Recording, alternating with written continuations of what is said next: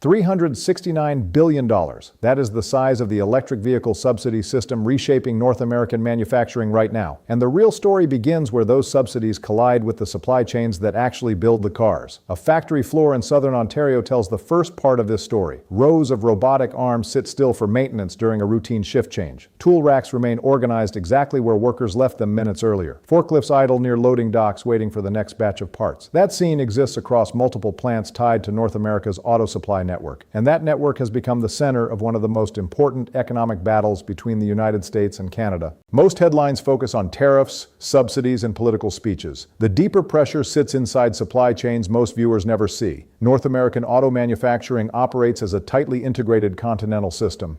Engines may cross the border several times before reaching final assembly. Batteries, electronics, and software components now move through even more complex routes. And the rules governing those routes changed dramatically after the United States passed the Inflation Reduction Act. That law created the largest clean energy subsidy program in American history. Roughly $369 billion became available for domestic manufacturing and electric vehicles. But the incentives came with strict conditions tied to where vehicles and battery materials originate. Cars assembled outside approved regions risk losing the consumer tax credit entirely. Battery components must also meet regional sourcing requirements over time. That detail may sound technical, but it quietly reshaped corporate decisions across the entire industry. Those numbers do not stay inside corporate boardrooms for long. When subsidies shift production geography, jobs move with them. Towns built around assembly plants immediately begin calculating their risk. Local restaurants, logistics companies, and housing markets feel those shifts first. A single assembly plant often anchors thousands of direct jobs and several times that in surrounding businesses. And across North America, dozens of communities depend on that ecosystem.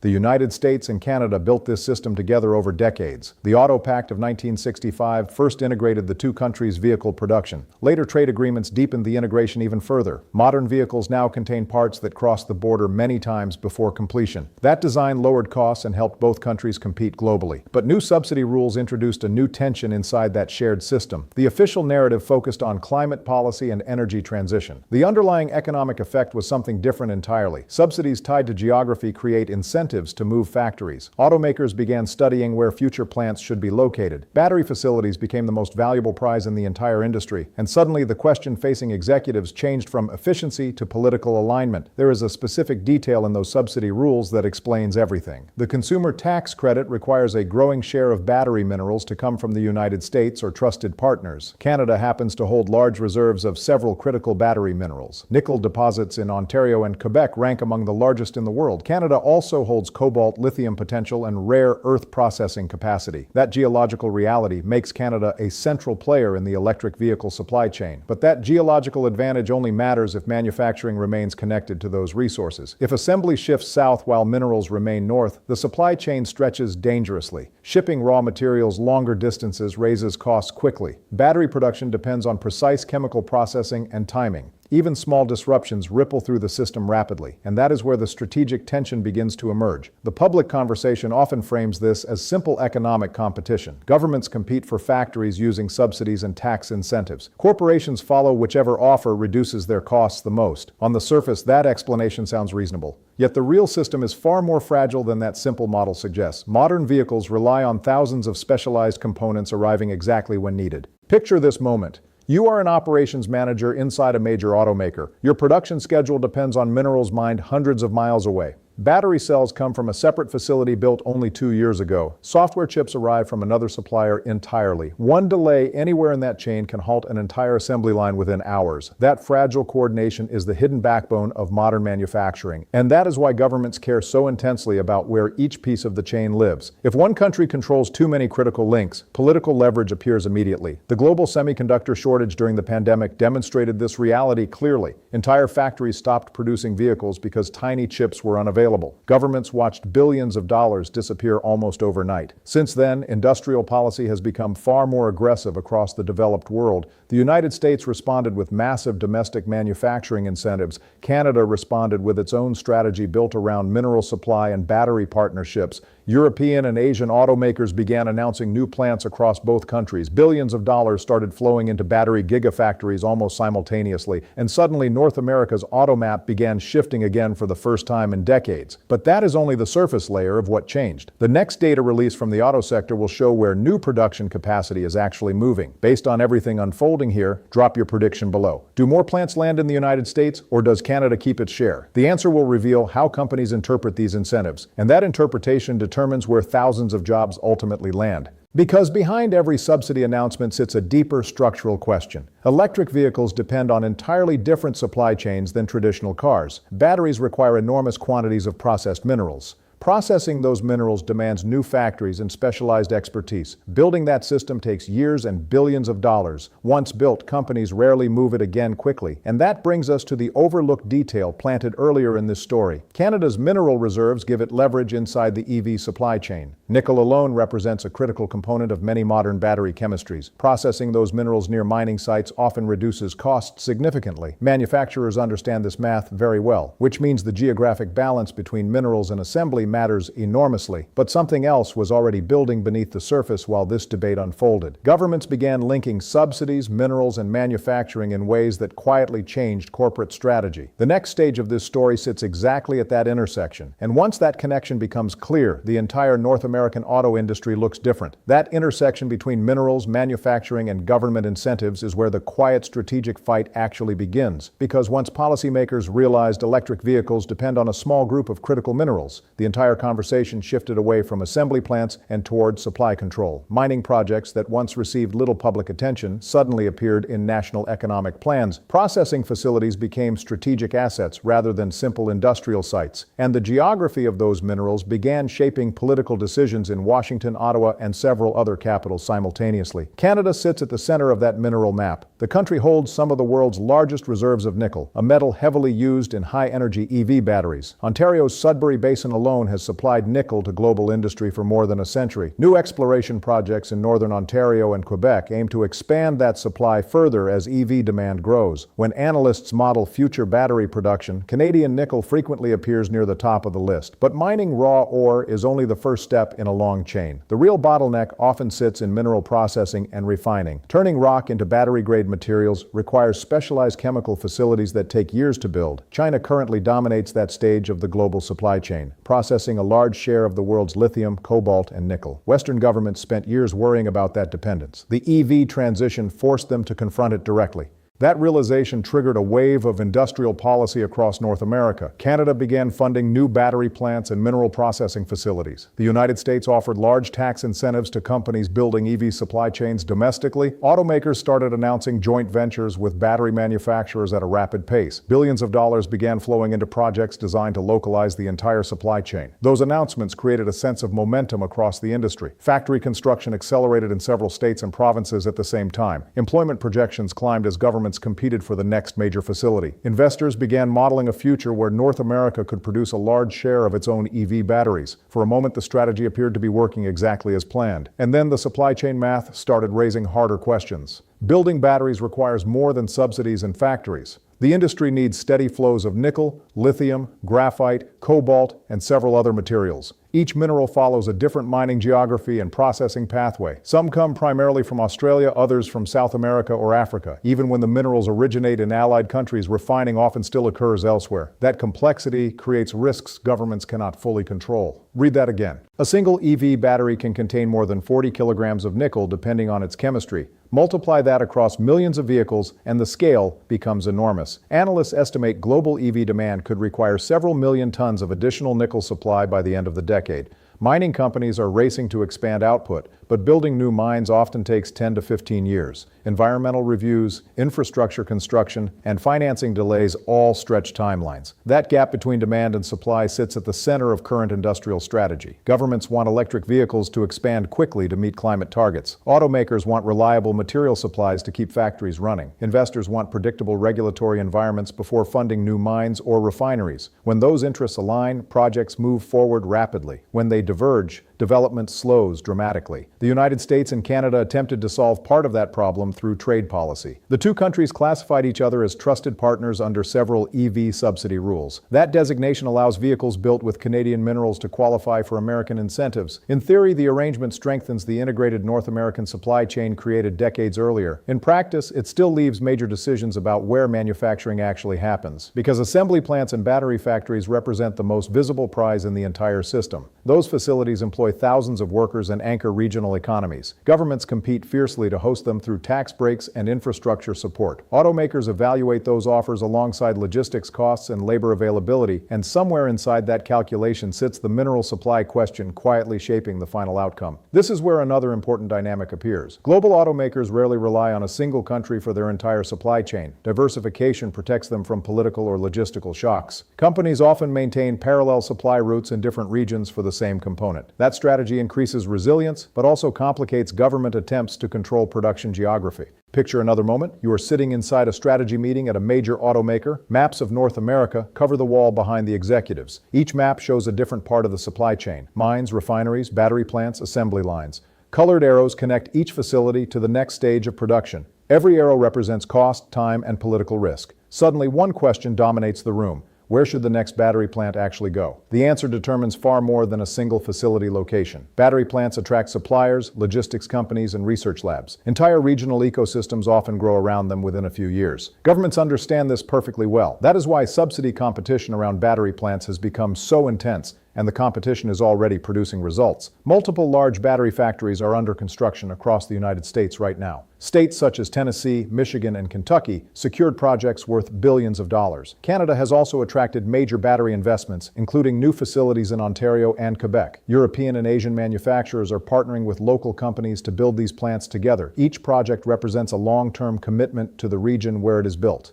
But here is where the story becomes even more interesting. If you were already watching the industrial data before these announcements, you may have noticed something unusual months earlier. Mineral exploration permits in parts of Canada began increasing sharply. Government funding for processing facilities expanded at the same time. Those signals suggested policymakers were preparing for a supply chain race long before the public narrative caught up. If you saw those signals early, how long ago did you start watching this shift develop? Let me know below, because those early signals connect directly to what happens next in this story. Once governments realize mineral supply equals strategic leverage, policy starts evolving quickly. Export rules, investment screening, and environmental approvals suddenly carry new weight. Countries begin asking a different question entirely. How do we ensure those resources support domestic industry first? That question is about to reshape the next phase of the North American EV race. That question about who controls mineral supply did not stay theoretical for long. Within the past 2 years, both the United States and Canada began redesigning parts of their industrial policy around critical minerals. Government reports started describing lithium, nickel, cobalt, and graphite as strategic resources rather than simple commodities. New funding programs appeared to accelerate domestic processing capacity, and regulators began examining whether raw materials should leave the country in the same way they had for decades. That shift changes the incentives for every company operating in the EV supply chain. Mining firms want to sell their minerals to the highest bidder. Battery manufacturers want the lowest possible input costs to remain competitive. Governments want those minerals feeding domestic factories rather than foreign competitors. When those three objectives collide, policy decisions quickly become complicated. Canada's approach so far has focused heavily on attracting investment rather than restricting exports. Federal and provincial governments have offered incentives for companies building battery plants and processing facilities inside the country. Large global automakers responded with several major announcements in Ontario and Quebec. Volkswagen selected Ontario for a large battery cell plant scheduled to begin production later this decade. Stellantis and LG Energy Solution announced a joint battery facility in Windsor valued at several $billions. Those projects illustrate how industrial policy works in practice. Governments offer funding and infrastructure support to attract companies. Corporations commit long-term investments in exchange for stable policy conditions. Workers gain new employment opportunities tied to future technologies. The system functions best when each participant sees clear long-term benefits. When uncertainty appears, investment slows quickly. But uncertainty has been rising across global supply chains in recent years. The pandemic exposed vulnerabilities in logistics networks that once seemed invisible. Shipping delays, semiconductor shortages, and port disruptions halted production across multiple industries. Automakers lost billions in revenue during those disruptions. Governments watched those losses and concluded that relying entirely on global supply networks carries serious risks. That realization pushed several countries to rethink how open their supply chains should remain. The United States introduced new screening rules for foreign investments in sensitive technologies. Europe began funding domestic semiconductor and battery projects to reduce dependence on outside suppliers. Canada launched its own critical minerals strategy to expand mining and refining capacity. Each initiative reflects the same basic idea. Strategic industries require secure supply chains. Let that sit. Electric vehicles concentrate that concern because they require materials sourced from a relatively small number of regions worldwide. Lithium production currently comes heavily from Australia, Chile, and Argentina. Much of the world's cobalt originates in the Democratic Republic of Congo. Nickel supplies are concentrated in countries such as Indonesia and Canada. Processing often occurs in entirely different locations than mining. That geographic fragmentation creates both opportunity and vulnerability. Countries with mineral reserves gain influence over the EV transition. Countries without those reserves depend on stable trade relationships to secure materials. Governments therefore pay close attention to where new mines, refineries, and battery plants appear. Each facility changes the balance slightly. At the same time, automakers are redesigning battery technology itself. Engineers continue experimenting with chemistries that reduce reliance on scarce minerals. Some companies are expanding lithium iron phosphate batteries, which require less nickel and cobalt. Others are investing in recycling facilities that recover metals from old batteries. Those innovations could eventually reduce pressure on raw material supply, but the transition will take time and demand is rising quickly. Global EV sales exceeded 14 million vehicles last year according to international energy data. That figure could double again before the decade ends if current adoption trends continue. Every additional vehicle increases demand for the minerals that power those batteries. Supply chains must expand rapidly to keep pace.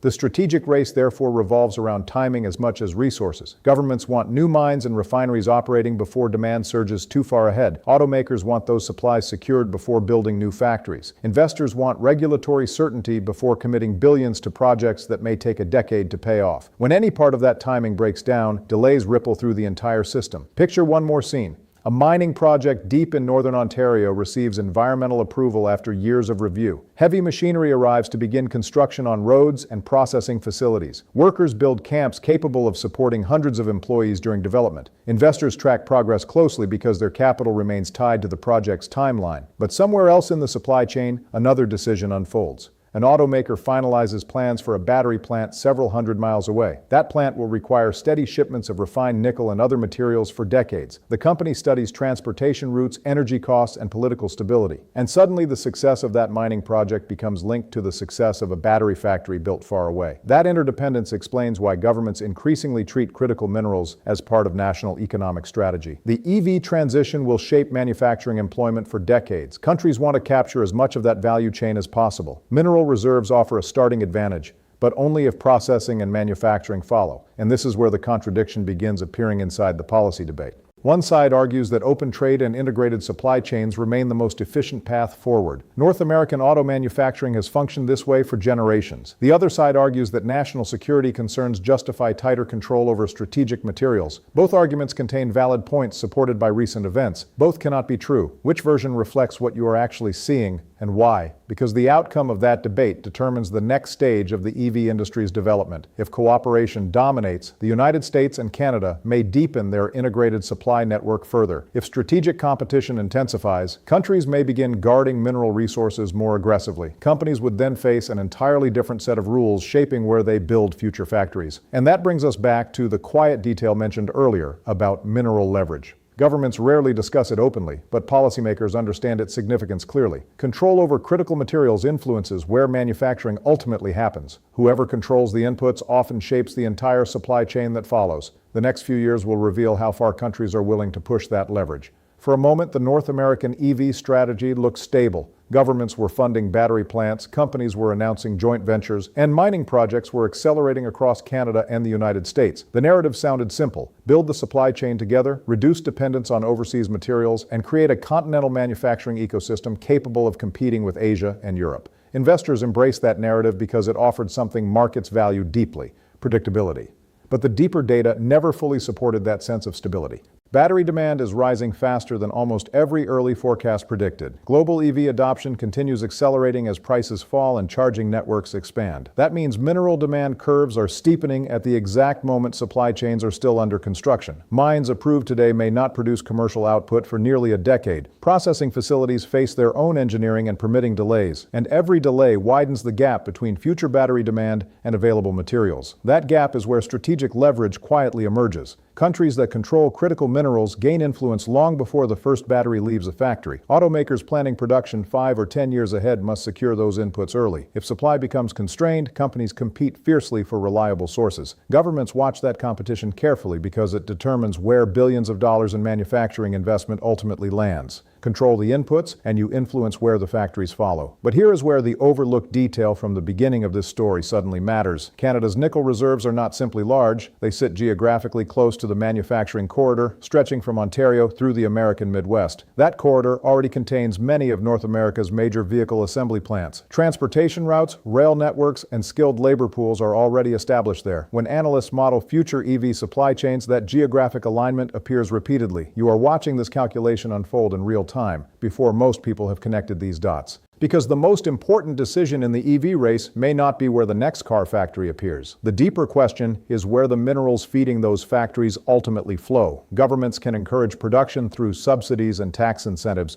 but raw materials still originate in specific locations determined by geology. Policy cannot change that reality overnight. Read that again. Mineral supply chains move slower than political cycles. A government can pass a subsidy law in a single legislative session. Building a mine requires years of geological study, environmental review, and infrastructure development. Refining facilities demand complex chemical engineering and large energy supplies. Battery plants require thousands of trained workers and highly specialized equipment. Aligning all those timelines creates enormous logistical pressure. For companies planning the next generation of EV production, that pressure shapes every major decision. Executives weigh where minerals originate, where batteries will be built, and where vehicles will be assembled. Transportation costs, regulatory stability, and labor availability all enter the equation. And somewhere inside those calculations sits the possibility that supply constraints may appear unexpectedly. Picture the moment inside a corporate planning meeting 5 years from now. Engineers present projections showing battery demand rising faster than mineral supply. Procurement teams warn that refining capacity remains limited in several regions. Government policy advisors explain new rules shaping where subsidies apply.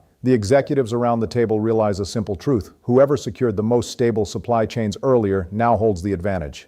That realization is already shaping investment patterns today. Several automakers are signing long-term mineral supply agreements directly with mining companies. Others are investing in processing facilities or recycling technologies to control more of the chain themselves. Governments are funding exploration projects to expand domestic reserves. Each of those decisions represents a hedge against future scarcity. And that scarcity risk connects directly back to household economics. Electric vehicles are expected to become a central part of transportation over the next decade. Battery costs represent one of the largest components of those vehicles. If mineral supply tightens significantly, battery prices rise with it. Higher battery costs translate directly into higher vehicle prices or slower adoption rates. This is not an abstract geopolitical debate. It affects what vehicles cost families purchasing their next car. It shapes employment in manufacturing regions across North America. It influences energy security and climate policy at the same time. And the decisions determining those outcomes are being made quietly right now inside supply contracts and industrial policies most people never see. At the same moment, another pressure is building across global markets. Countries outside North America are expanding their own EV supply chains aggressively. China continues investing heavily in battery production and mineral processing capacity. European governments are funding new gigafactories and refining plants across the continent. Competition for minerals and manufacturing leadership is intensifying rapidly.